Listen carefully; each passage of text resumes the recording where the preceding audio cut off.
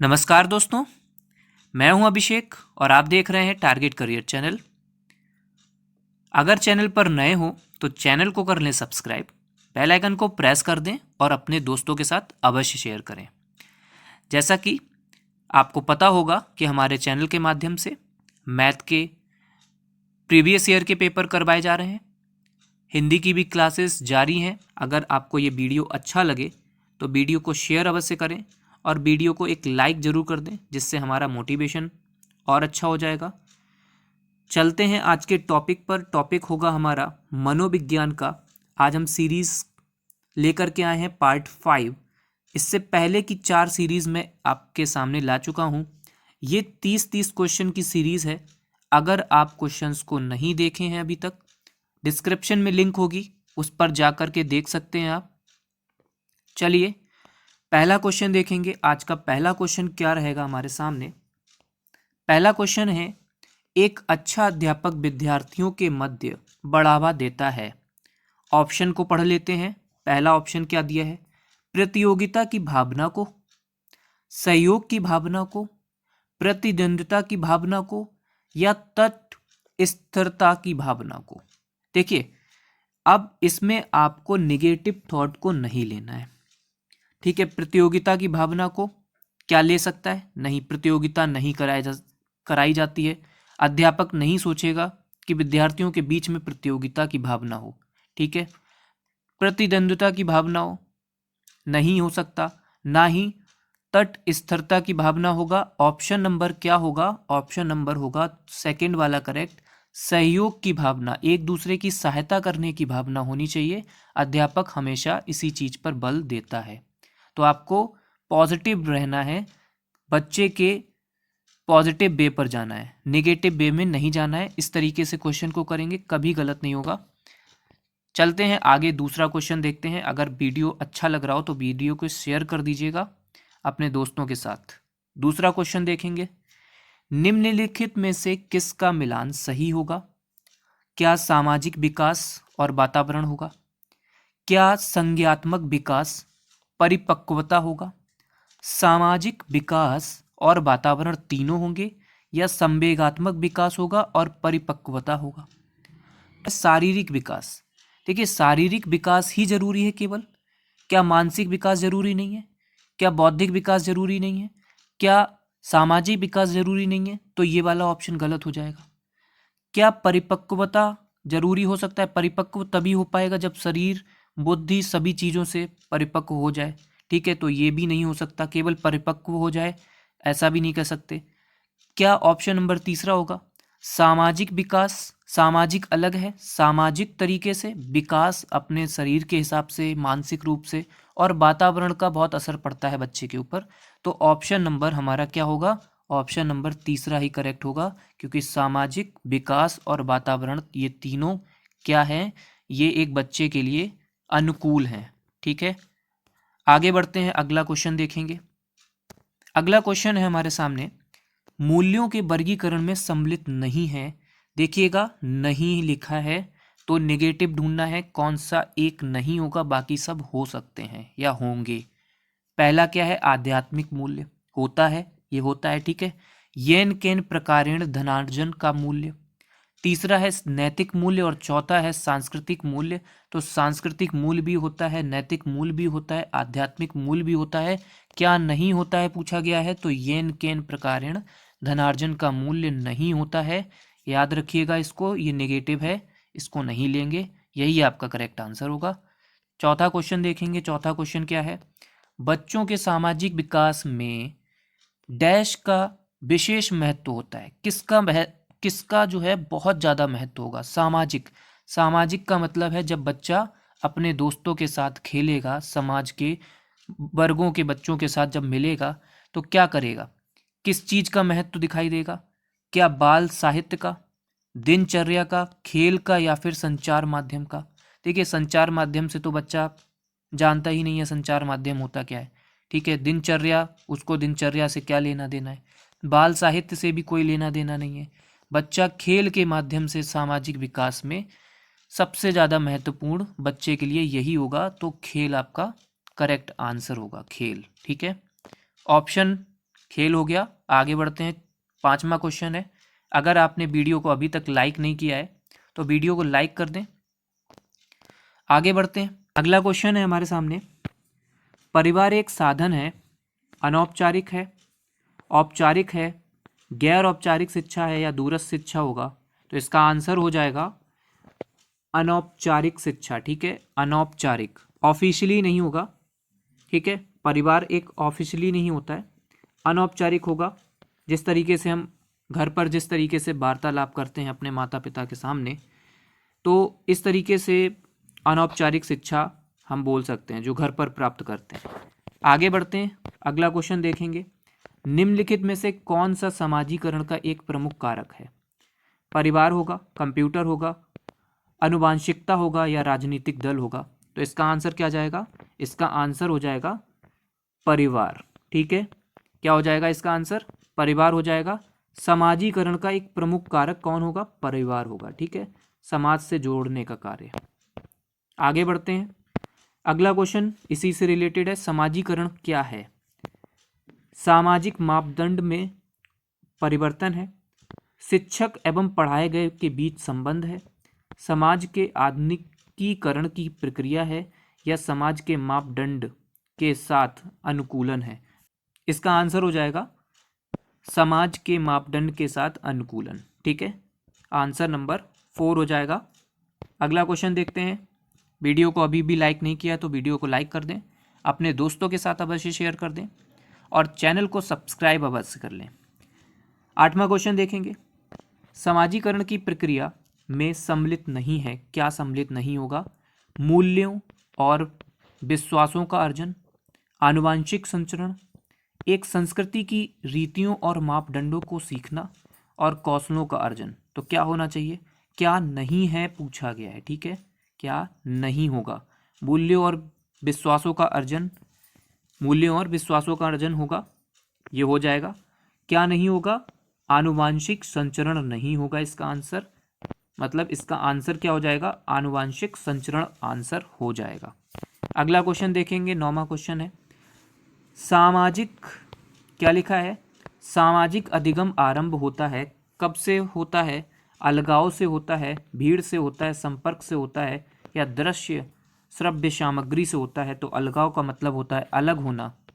ठीक है, क्या होता है? अलग होना होता है। और भीड़ क्या होगा? भीड़ नहीं होगा। तो सामाजिक अधिगम का आरंभ कब से होता है? जब किसी बच्चे का संपर्क किसी और बच्चे से होता है तो सामाजिक अधिगम का आरंभ होता है। तो क्या होगा? संपर्क, मतलब जब बच्चा एक दूसरे से वार्तालाप करता है या मिलता है तो ये संपर्क कहलाएगा। इसका आंसर हो जाएगा संपर्क। अगला क्वेश्चन देखेंगे, 10वां क्वेश्चन है, खेल कूद के जरिए बच्चों में किस प्रकार का विकास संभव है?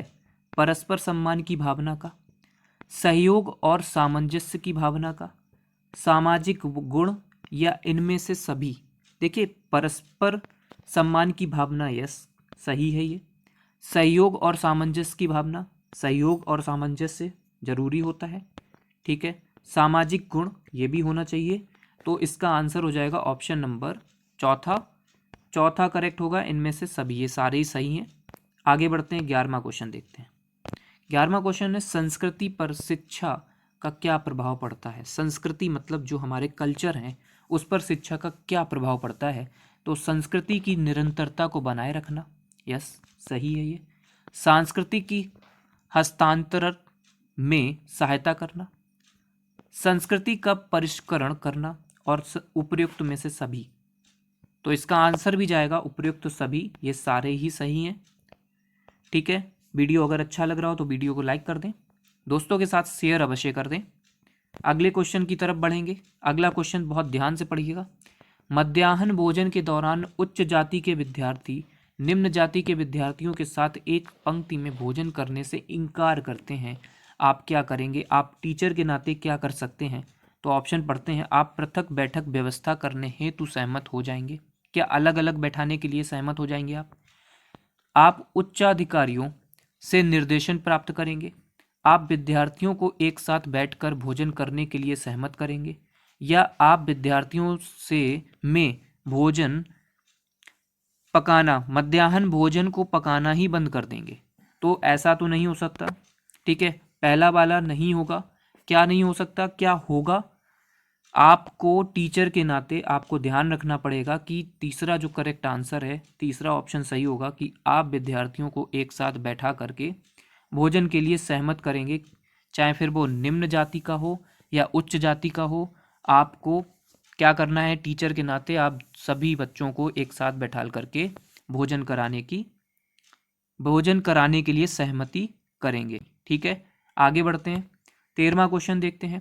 निम्न में से किस को विद्यालय में समाजीकरण की विशिष्ट अवस्था माना जाता है? क्या शैशवावस्था होगा, बाल्यावस्था होगा, प्रौढ़ावस्था होगा, किशोरावस्था होगा? क्या होना चाहिए इसका आंसर? इसका आंसर होगा बाल्यावस्था। बाल्यावस्था। अब देखिए यहाँ पे क्वेश्चन क्या बन सकता है। बाल्यावस्था से पूछा जा सकता है आपसे कि बताइए बाल्यावस्था की कब से कब तक अवस्था रहती है? तो ये रहती है 6 से 12 वर्ष तक। कब तक रहती है? 6 से 12 वर्ष तक। ठीक है, बात करें शैशवावस्था की, तो शैशवावस्था यहाँ लिख लीजिए, शैशवावस्था रहती है 1 से 6 वर्ष तक। ठीक है, ठीक है। किशोरावस्था की बात करें तो किशोरावस्था कुछ लोगों ने माना है कि 12 से 18 वर्ष तक होती है, और कुछ ने माना है 12 की जगह 13 वर्ष से 18 वर्ष या 12 वर्ष से 18 वर्ष। ऑप्शन में किसी एक में देखिए, मतलब 13 होगा या 12 होगा। किशोरावस्था वही होगी जो 12 वर्ष से 18 वर्ष या 13 वर्ष से 18 वर्ष तक हो। ठीक है, क्वेश्चन यही पूछे जाते हैं। और ये सारे मतलब ये जो 3 पार्ट में डिवाइड किया गया है, वो किसने किया है? वो किया है रूसो के द्वारा। मतलब रूसो एक वैज्ञानिक, मतलब मनोवैज्ञानिक हैं, उनके द्वारा ये 3 प्रकार में बांटा गया था। शैशवावस्था, फिर बाल्यावस्था और फिर किशोरावस्था। ये 3 पार्ट हैं, और तीनों पार्ट के ईयर मैंने आपको बता दिए, इनको नोट कर लीजिए, याद रखिएगा। क्वेश्चन में, पेपर में पूछे जाते हैं ये क्वेश्चंस। आगे बढ़ते हैं। 14वां क्वेश्चन है, निम्नलिखित में से कौन सा किसी बच्चे के सामाजिक विकास को प्रभावित करने वाला व्यक्तिगत कारक नहीं है? नहीं है। ठीक है, व्यक्तिगत का मतलब है उसका अपना, मतलब निजी, उसका खुद का। ठीक है, क्या मित्र मंडली होगा, स्वास्थ्य होगा, संवेग होगा, बुद्धि होगा? देखिए बुद्धि उस इंसान के अंदर खुद होगी, तो ये तो कारक नहीं हो सकता, क्योंकि ये उसके अंदर ही है। संवेग भी उसके अंदर है, स्वास्थ्य भी उसी का खराब होगा या सही होगा? देखिए मित्र मंडली में क्या आएंगे? उसके मित्रगण आएंगे, मतलब उसके फ्रेंड्स आएंगे, तो यही नहीं होंगे, उसके व्यक्तिगत में नहीं होंगे। ठीक है, मित्र मंडली। ध्यान से क्वेश्चन को समझेंगे, आपका आंसर आपके सामने आ जाएगा। अगला क्वेश्चन देखते हैं, थोड़ा सा इसको ध्यान से देखिए। वाइगोत्स्की के अनुसार समीपस्थ विकास का क्षेत्र क्या है? क्या अध्यापिका के द्वारा दिए गए सहयोग की सीमा निर्धारित करना है? बच्चे के द्वारा स्वतंत्र रूप से किए जा सकने वाले तथा सहायता के साथ करने वाले कार्य के बीच अंतर है? बच्चे को अपना सामर्थ्य प्राप्त करने के लिए उपलब्ध कराए गए सहयोग की मात्रा एवं प्रकृति है?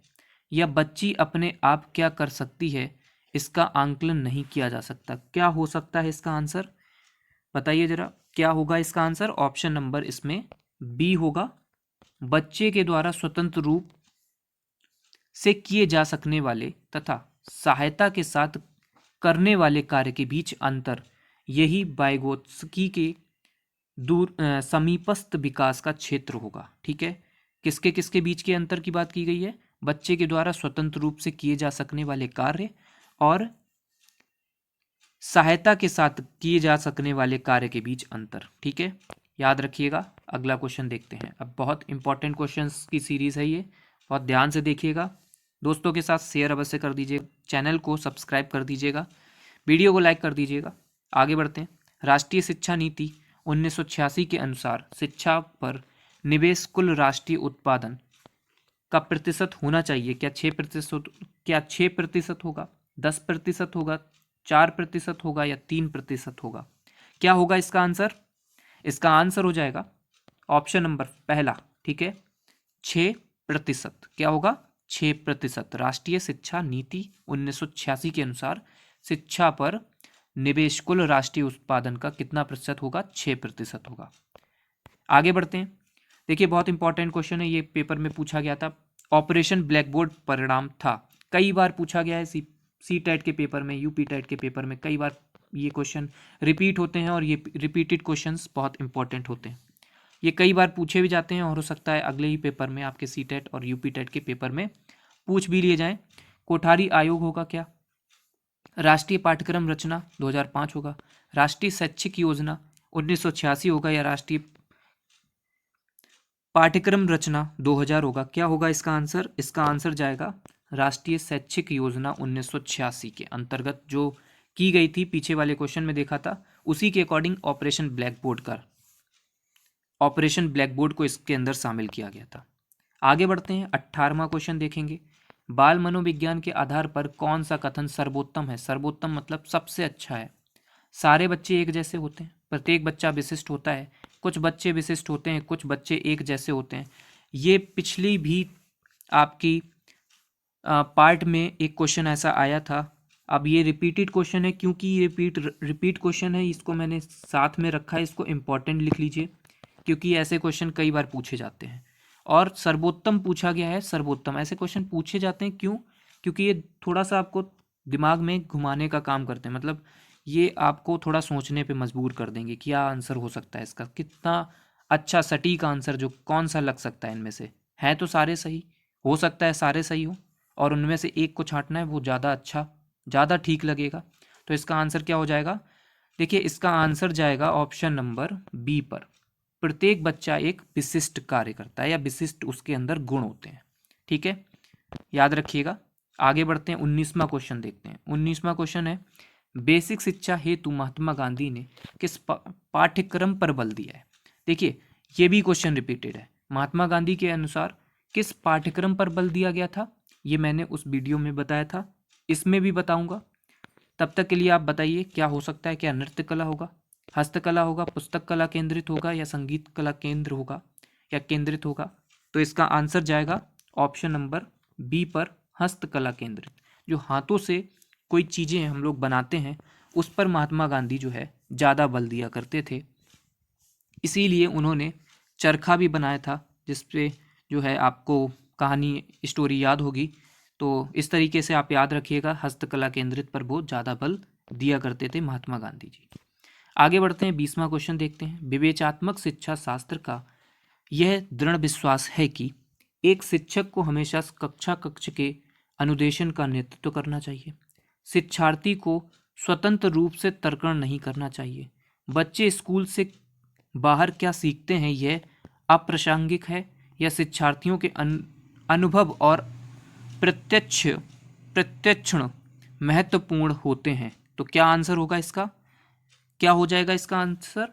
इसका आंसर जाएगा ऑप्शन नंबर डी, शिक्षार्थियों के अनुभव और प्रत्यक्षण के महत्वपूर्ण होते हैं। ठीक है, ये ही इसका आंसर होगा। विवेचनात्मक शिक्षा शास्त्र का क्या दृढ़ विश्वास है? ऑप्शन नंबर डी करेक्ट होगा इसका। 21वां क्वेश्चन देखेंगे। जीन पियाजे के संज्ञात्मक विकास सिद्धांत के अनुसार संवेदी क्रियात्मक अवस्था क्या होगी? क्या जन्म से 2 वर्ष होगी, क्या 2 से 7 वर्ष होगी, 7 से 11 वर्ष होगी या 11 से 16 वर्ष होगी? तो क्या आंसर जाएगा? इसका आंसर होगा जन्म से 2 वर्ष तक, ऑप्शन नंबर ए हो जाएगा। अब देखिए क्वेश्चन कैसा पूछा जाएगा। पूछा जा सकता है संज्ञानात्मक विकास किसने दिया, या संज्ञानात्मक विकास सिद्धांत किसके अनुसार दिया गया है? ठीक है, संवेदी क्रियात्मक अवस्था किस काल को कहा जाता है, किस वर्ष से किस वर्ष तक रहती है, या किसके द्वारा दिया गया? तो जीन पियाजे हो जाएंगे। ऐसे क्वेश्चन बनते हैं। ठीक है, तो याद रखिएगा, ये अगर पूरी लाइन को ध्यान से समझ लेंगे तो जन्म से 2 वर्ष भी याद रखिएगा, बस इतना याद रखना है। बस इसी टाइप के 3 क्वेश्चन इसमें ही बन गए। ठीक है, आगे बढ़ते हैं, 22वां क्वेश्चन देखते हैं।